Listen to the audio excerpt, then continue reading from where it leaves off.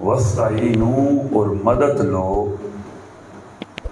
بالصبر صبر سے، والصلاۃ اور نماز سے، وَإِنَّهَا لَكَبِیرَةٌ اور بے شک نماز ضرور بھاری ہے، اِلَّا عَلَى الْخَاشِعِینَ مگر عاجزی کرنے والوں پر نہیں۔ یہ لفظ مگر لگایا، یہ انکار کر رہا ہے۔ نماز بھاری ہے لوگوں کے اوپر، مگر ان لوگوں کے اوپر بھاری نہیں ہے جو عاجزی اختیار کرنے والے ہیں۔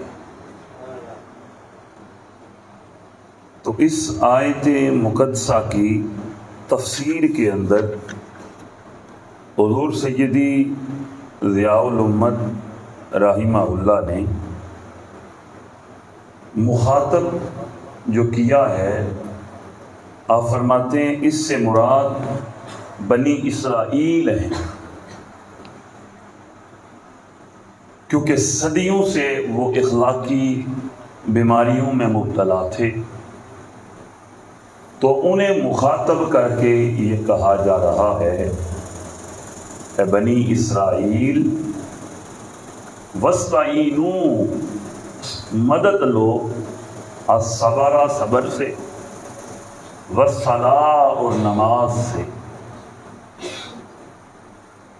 مقصد کیا ہے کہ جو اخلاقی بیماریاں انہیں لگ چکی تھیں، ان بیماریوں کو چھوڑنا ان کو دشوار تھا، مشکل تھا، تو فرمایا مدد لو صبر سے۔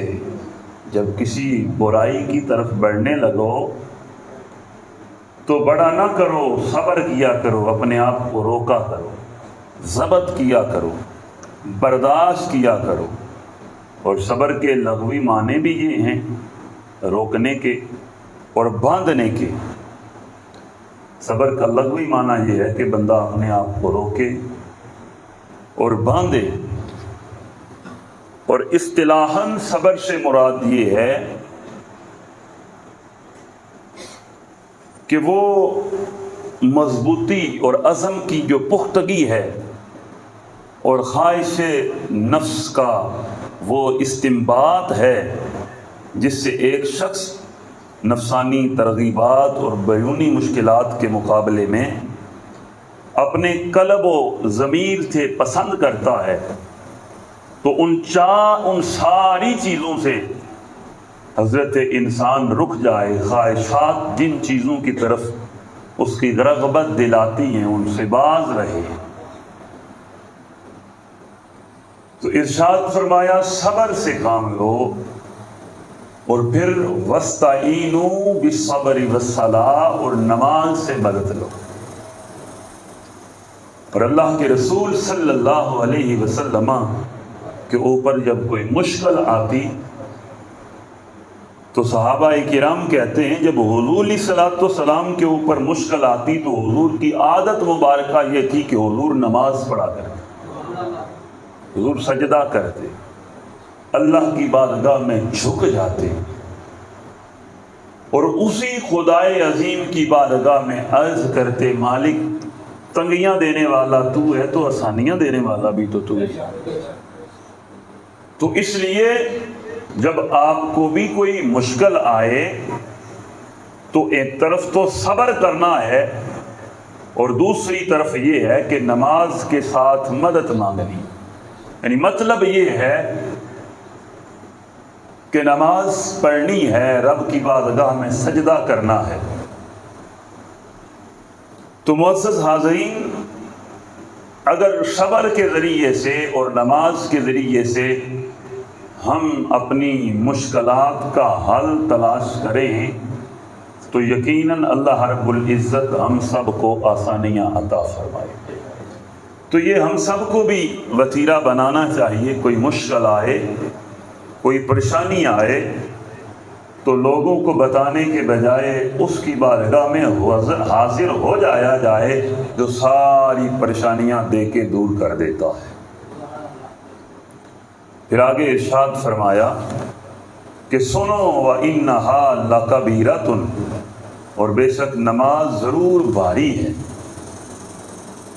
بھاری ہے، کتنے ہم ہنستے بستے انسان ہیں اور اللہ کی ہمارے پاس نعمتیں ہیں، اور ہماری مساجد کا یہ حال ہے کہ ہمارے گرد و نواح میں جتنی مسجدیں ہیں ان مسجدوں کی پہلی صف بھی مکمل صبح کے وقت نہیں ہوتی، تو پھر بھاری تو ہے نا۔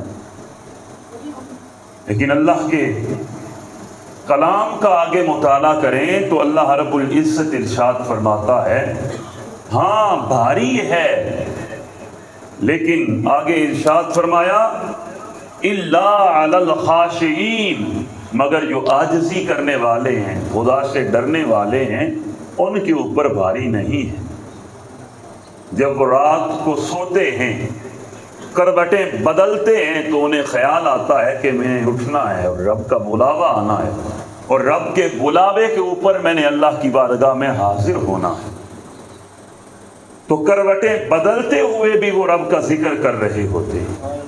ان کے منہ سے اللہ اللہ کی صدائیں، بسم اللہ کی صدائیں، الحمد کی صدائیں نکل رہی ہوتی ہیں، بلکہ رب کے شکر کی آوازیں بلند ہو رہی ہوتی ہیں۔ تو حاضرین گرامی قدر، جو ایسے افراد ہیں معاشرے کے اندر جنہیں فکر رہتی ہے، جنہیں خوف ستائے رکھتا ہے، جنہیں نیند نہیں آتی اس وجہ سے، وہ اللہ کے فضل سے صبح اٹھ کے اس رب کی بارگاہ میں حاضر ہو جاتے ہیں۔ پھر آگے ارشاد فرمایا الذین یظنون انہم ملاقو ربہم، وہ لوگ جو گمان کرتے ہیں، اور یاد رکھ لیں یہ جو یظنون ہے اس کا ایک معنی ظن بھی ہے، گمان ظن بھی ہے، خیال کرنا، گمان کرنا، اور اس کا ایک معنی یقین بھی ہے۔ یہ دونوں معنوں کے اندر استعمال ہوتا ہے، گمان کے معنی کے اندر یعنی شک کے معنی کے اندر بھی، اور یقین کے معنی کے اندر بھی۔ انہم ملاقو ربہم، کہ وہ ملاقات کریں گے ربہم اپنے رب سے، وانہم الیہ راجعون، اور وہ اسی کی طرف لوٹنے والے۔ کیونکہ بات پیچھے ہو رہی ہے نا کہ مدد مانگو کس سے؟ صبر سے مانگو۔ کس سے مانگو؟ نماز سے مدد مانگو۔ پھر مدد مانگنے کے ساتھ ہی ارشاد فرمایا نماز بڑی بھاری ہے، لیکن ان لوگوں کے اوپر نہیں ہے جو عاجزی اختیار کرتے۔ تو یہ پہلی ان کی شان بیان کی جن کے اوپر نماز بھاری نہیں ہے، ٹھیک ہے؟ اور دوسری شان ان کی کیا بیان کی؟ دوسری ان کی شان یہ بیان کی کہ وہ یقین رکھتے ہیں۔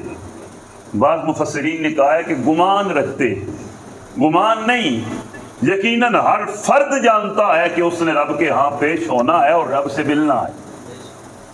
تو پھر کیا ہے کہ جو لوگ یقین رکھتے ہیں انہم ملاقو ربہم، کہ وہ اپنے رب سے ملیں گے، ملاقات کریں گے، تو پہلی صفت ان کی بیان کی جن کے اوپر نماز بھاری نہیں ہے کہ وہ عاجزی اختیار کرتے ہیں، اور دوسرا انہیں اس بات کا یقین ہے کہ وہ اپنے رب سے ملنے والے ہیں، اور تیسرا انہیں اس بات کے اوپر یقین ہے وَأَنَّهُمْ إِلَيْهِ رَاجِعُونَ، کہ وہ اسی مالک کی طرف لوٹنے والے ہیں۔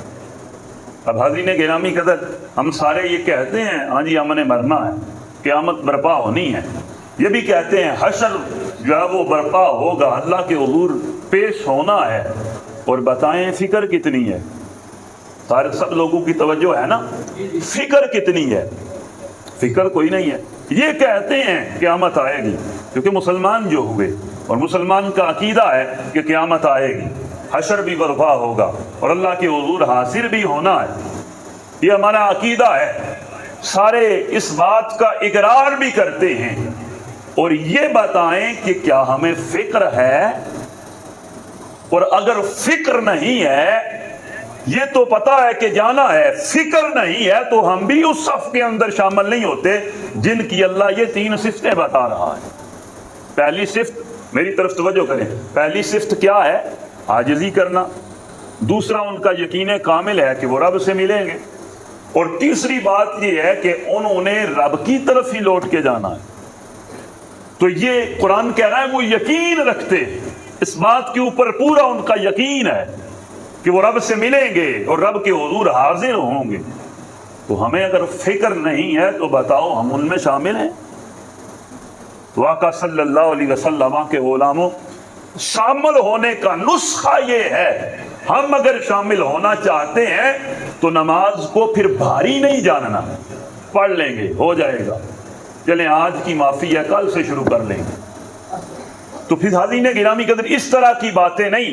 پھر اگر آپ ان لوگوں کے اندر شمار ہونا چاہتے ہیں تو پھر ان 3 چیزوں کو اپنانا، ایک تو عاجزی اختیار کرنی ہوگی، دوسری بات یہ ہے کہ اس بات کے اوپر کامل یقین رکھنا ہے کہ میں نے رب سے ملنا ہے، اور تیسری بات یہ ہے کہ ہم نے رب کی حضور حاضر ہونا ہے۔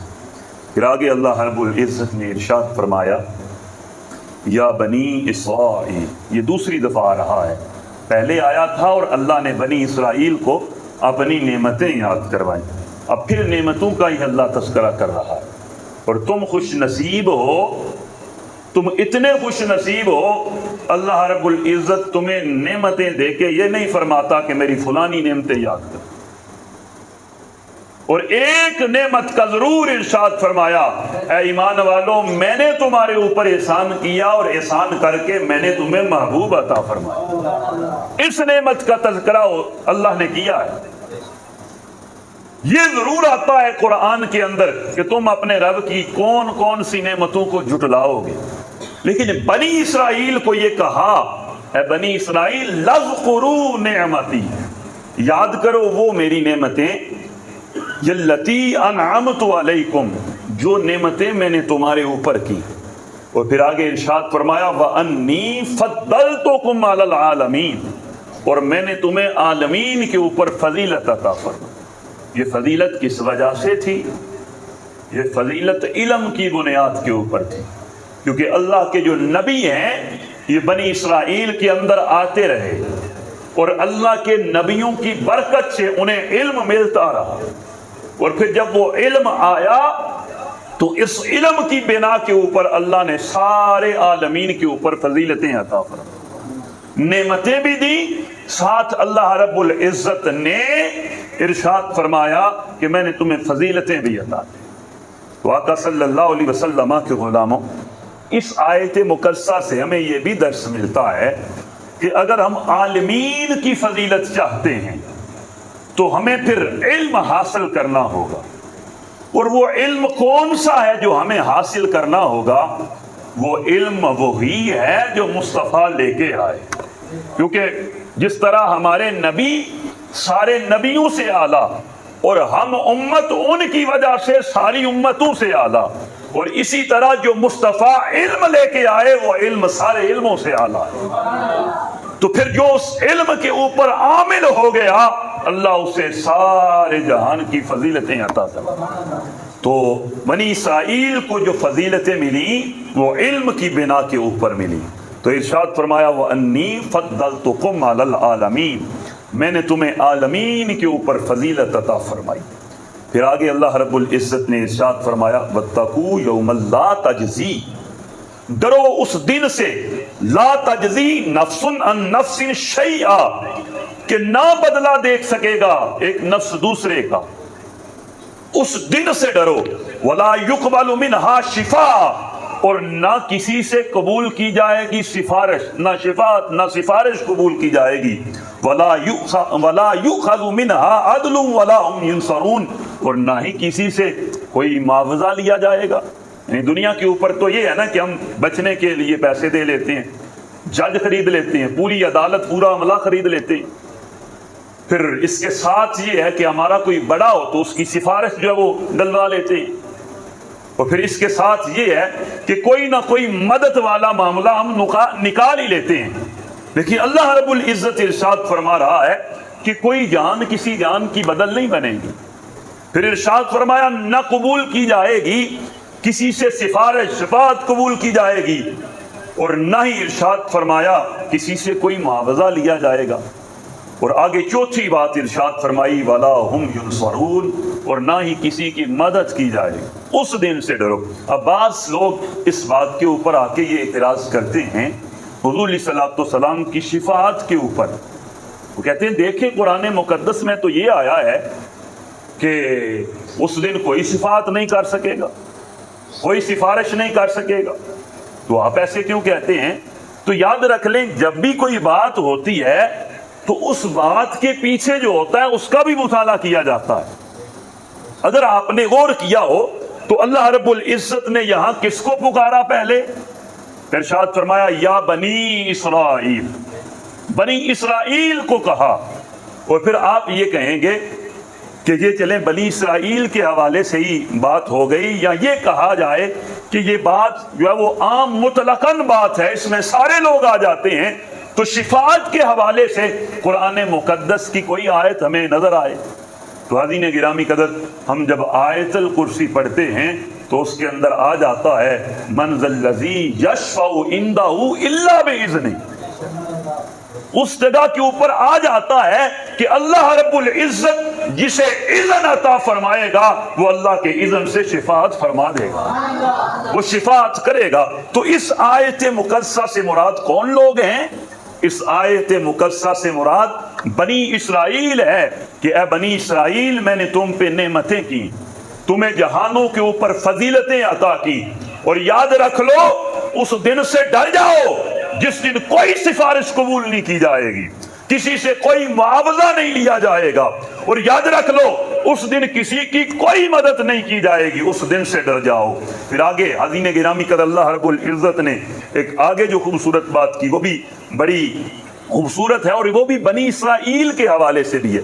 اس آیت مقدسہ کے آغاز میں بھی بنی اسرائیل کا تذکرہ کیا، اور اس آیت مقدسہ کے آخر میں بھی بنی اسرائیل کا تذکرہ کیا، اور اس سے یقین کامل ہو جاتا ہے کہ یہ جو بات ہو رہی ہے یہ بنی اسرائیل کے حوالے سے ہو رہی ہے۔ ارشاد فرمایا وَإِذْ نَجَّيْنَاكُمْ مِنْ آلِ فِرْعَوْنَ، اور جب ہم نے نجیناکم تمہیں نجات دی، من آل فرعون، فرعونیوں سے، فرعون کی آل سے۔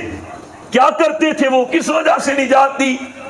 نجات اس وجہ سے دی یسومونکم سوء العذاب، وہ پچاتے تھے تمہیں سخت عذاب، اور وہ عذاب کس چیز کا تھا؟ یذبحون ابناءکم، کہ وہ تمہارے بیٹوں کو ذبح کر دیتے تھے، وَيَسْتَحْيُونَ نِسَاءَكُمْ، اور وہ تمہاری عورتوں کو چھوڑ دیتے تھے، وَفِي ذَلِكُمْ بَلَاءٌ مِّن رَبِّكُمْ عَظِيمٌ، اور اس میں تمہارے لیے آزمائش تھی تمہارے رب کی طرف سے، یعنی بہت بڑی آزمائش تھی تمہارے رب کی طرف سے۔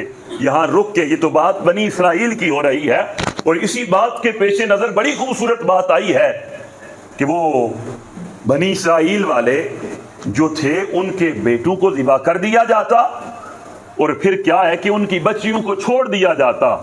اور اگر اس کی تحقیق میں جائیں، اس کے پیچھے جائیں، تو اس کے پیچھے وجہ یہ ہے کہ فرعون چاہتا تھا کہ میں نے نبی کا میلاد نہیں ہونے دینا۔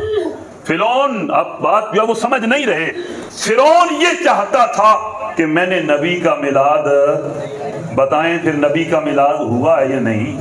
میلاد مین نبی کی ولادت ہوئی ہے یا نہیں؟ نبی پیدا ہوا ہے یا نہیں ہوا؟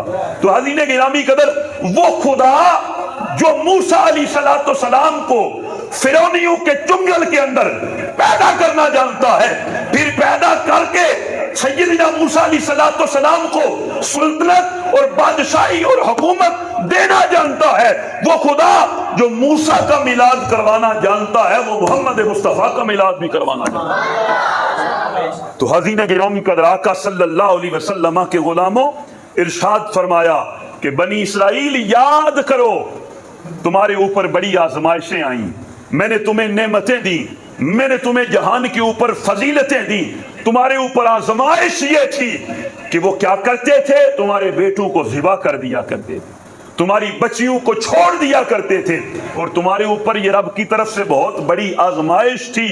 یاد رکھ لو میں نے اس وقت کیا کیا؟ میں نے اس وقت بھی تمہیں نجات عطا فرمائی۔ تو آقا صلی اللہ علیہ وسلم کے غلاموں، اس آیت مقدسہ جو اشفاق اور سفارش والی ہے، اس کے آغاز میں بھی بنی اسرائیل کا تذکرہ ہے اور اس کے آخر کے اوپر بھی بنی اسرائیل کا تذکرہ ہے، بلکہ لمبا واقعہ ہے انشاءاللہ اس کے حوالے سے ہم اگلے جمعۃ المبارک کے اوپر جو ہے وہ بات کریں گے۔ تو بحمدہ تعالی اللہ رب العزت کے فضل سے ایک دفعہ پھر اللہ نے